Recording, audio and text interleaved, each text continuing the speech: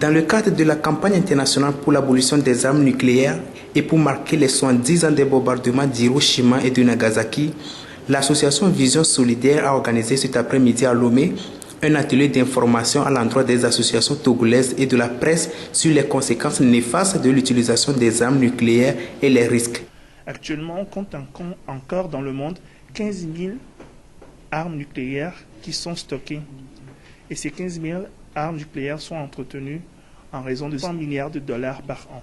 Avec 100 milliards de dollars, on aurait pu atteindre les objectifs du millénaire pour le développement. Nous appelons les États qui possèdent ces armes nucléaires à démanteler leurs arsenaux nucléaires.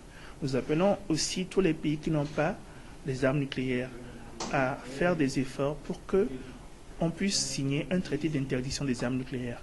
Car les armes nucléaires sont les seules armes de destruction massive qui ne sont pas encore interdites dans le monde.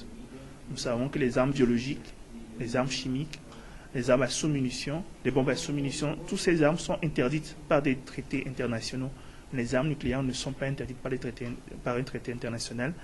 Et du coup, nous appelons tous ces pays non possesseurs de ces armes à faire de leur mieux pour interdire les armes nucléaires dans le monde. Le 6 août 1945, à 8h15, un avion B-9 de l'armée américaine largue une bombe à uranium, sème le feu et la mort sur la ville Hiroshima. Au sol, la température monte à 4000 degrés. 3 jours plus tard, une autre bombe sera larguée sur Nagasaki. Au total, 250 000 morts selon les estimations. Nous pensons qu'il est temps d'arriver à l'interdiction totale des armes nucléaires. Le but, ce n'est pas d'empêcher des pays d'avoir les armes nucléaires, comme c'est le cas actuellement. On empêche certains pays comme l'Iran, certains pays comme la Corée du Nord d'avoir des armes nucléaires parce que c'est des pays dangereux, certes. Mais on dit, de plus en plus, on a des mouvements terroristes qui se développent dans le monde. On a en Afrique déjà, on a en nord du Mali, il y a des groupes terroristes, Boko Haram au Nigeria, on a en Somalie les Shebab. Si ces groupes arrivaient un jour à avoir des armes qui peuvent détruire massivement, on est vraiment arrivé à un point de non-retour pour l'Afrique. Donc le but, nous, c'est de pouvoir amener des interdictions pour qu'il n'y ait plus ces gendarmes dans le monde du tout.